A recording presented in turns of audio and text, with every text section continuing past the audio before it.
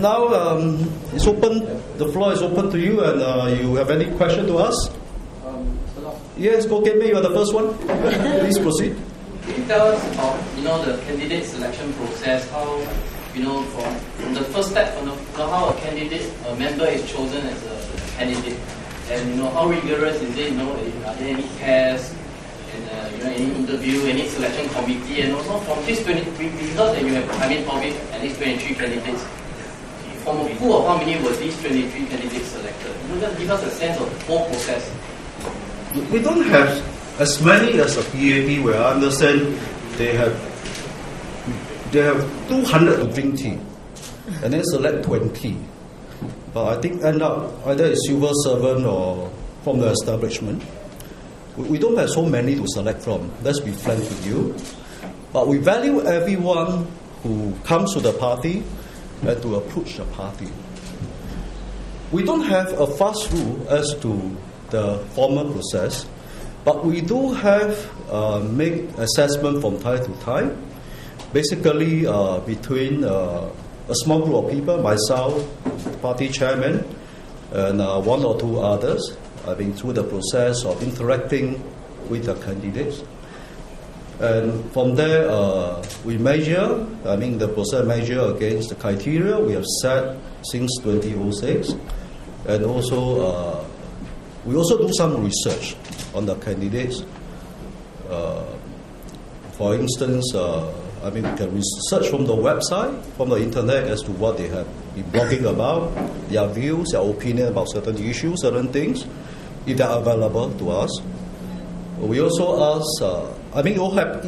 Singapore is a very small place, so there will be people, friends and all that, will come and tell us some of the story behind. That's why we come to better understanding of the person. So once we gather all this, of course, when the election is coming near, then we will look at the list that we have, the number of people we have, what are the possibilities, and then we started to,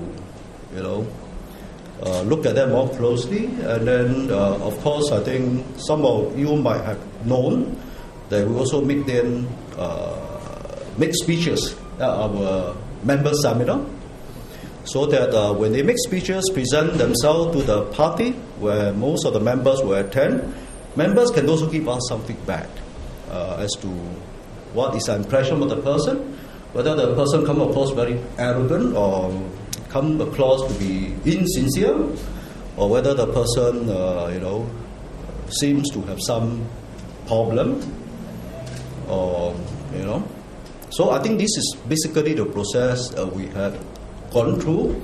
And of course, we will make a final decision as to, whether we will fill them. Okay, we don't conduct psychological tests for our candidates, but we do make judgment whether or not you are sick.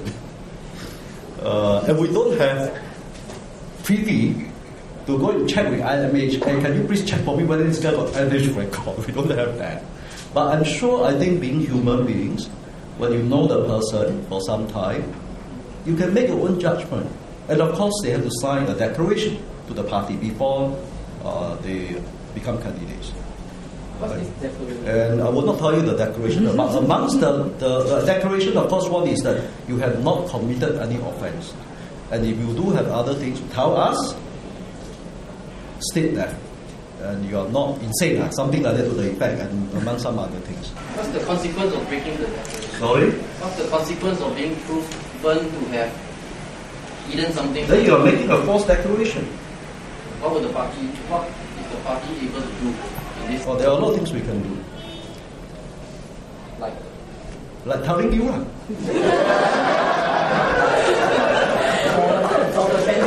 Yeah, then you report. Good enough. Finish.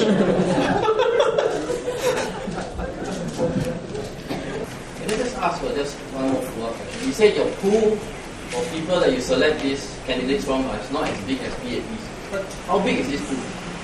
From which this 23 is emerging? I would not be able to tell you exactly how big is the pool. Ballpark figure around Sorry? Below, around 50, around 100? Probably maybe in the range about 50. Around 50. So about half of the 50 you consider you are at, probably. I will not say whether half or how many percent, but I think we look at a number of people over the years Of course, not within 1 year, because we have 5 years to look at people. There are people come, there are people go. You cited 3 C's and 2 P's, sorry, but the PAP recently cited 4 key criteria for a PAP candidate. You must be activist, must have a heart for Singapore, must be committed and not pursue populist policies, you must have the integrity. What, then the 3 C's and 2 P's, what sets the WP candidates apart from the PAP candidates? Because, I mean, sounds quite, things that people will welcome and will not disagree with. I would not propose to compare the Workers' Party candidate with the PAP candidate. Neither do I want to compare in terms of the criteria. I don't think you can compare that way. What is important is that we present a credible slate of candidates with experience and maturity to the voters.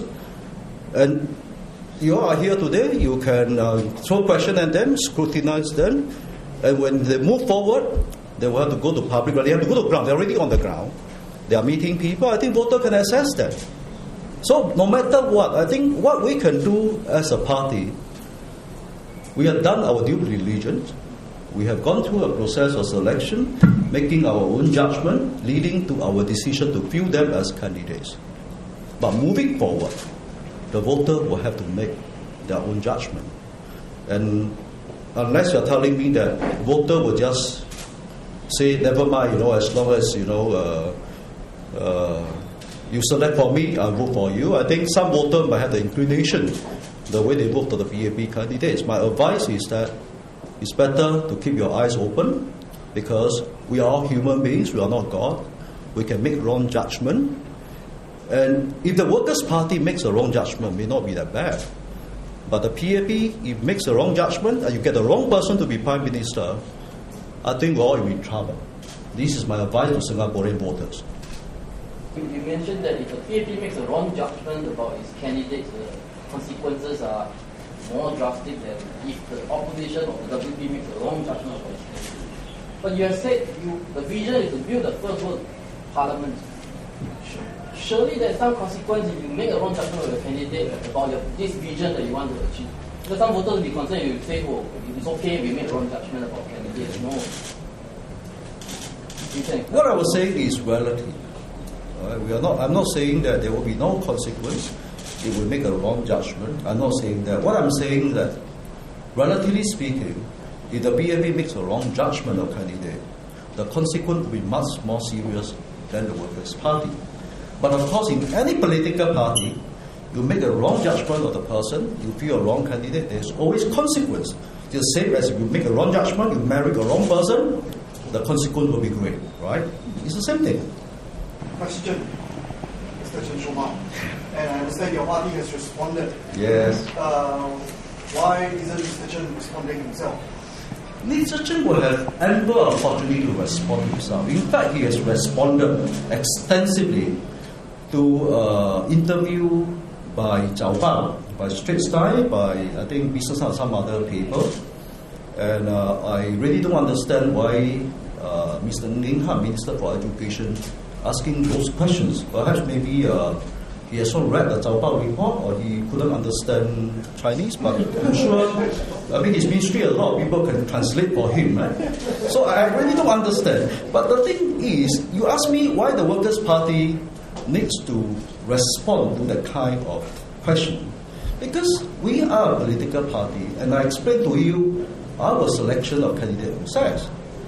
So when we select a candidate, we decide to view the person as a candidate. We are prepared to say, yes, we will look at him carefully. Unless you have something which we do not know, then let's publish it. If not, then you keep on harping, you see, committed, you see, what do you do to him? I think he has explained quite clearly. I remember, I think Zhao Bao reported about his motive. He said, 人生下半场, 对吗? 人生下半场. So I don't know whether he understands what is 人生下半场. I think in life sometimes you decide to do something else. But I can't speak for Mr. Chen Shomao. What I can say and what we want to say is, if you have anything more to tell us about Chen Shomao, if you do have more information which we may not know, please do so. But you keep on asking questions. Then what do you want him to answer? He has answered all those questions earlier on.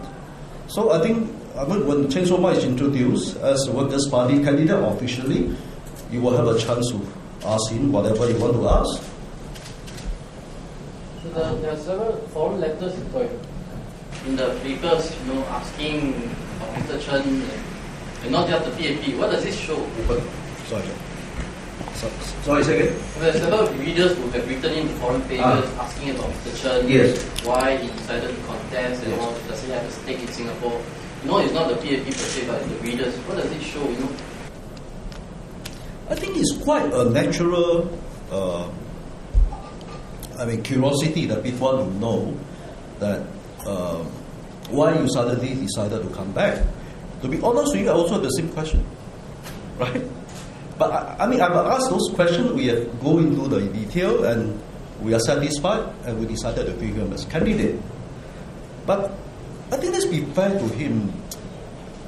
Had he been given an opportunity to study medicine at the point in time when he applied, I think he would not, go into his career into US, because capital market, international capital market, you have to base either in US or in Hong Kong, not in Singapore.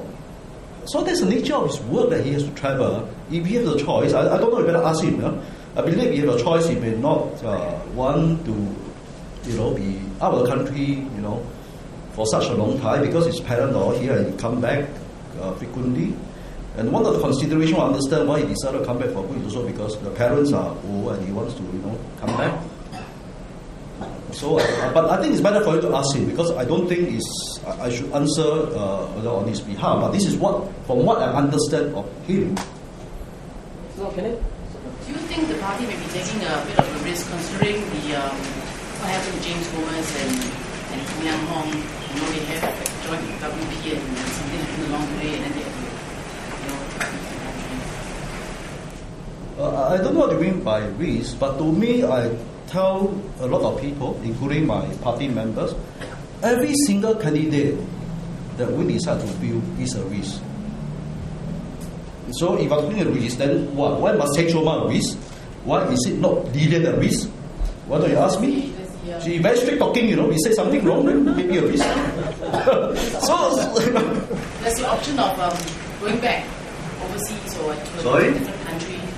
They have the option of going back to a different country, going back to where they were working. But so what? Do you want a reputation? Don't forget, you have the reputation to maintain. He's well known internationally. So you want to do that as a person, and why you want to do that? After so many years successful, you want to come back here and make a mess of it and go back. I think these are questions which I think why people are so cynical about it, I cannot understand. We have asked those hard questions. To be honest with you, we are not just feeling anyone to come to us. Otherwise, I tell you, probably could have much more candidates with you.